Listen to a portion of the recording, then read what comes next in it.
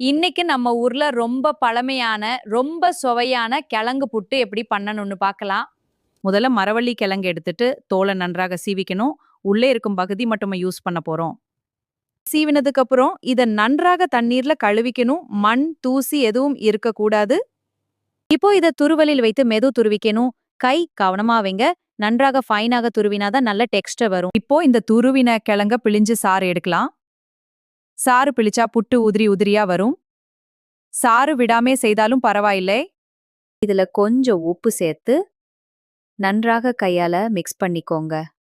தேங்காய துருவி தனியா ரெடியா வச்சுக்கணும். இதுதான் சுவைக்கு முக்கியம்.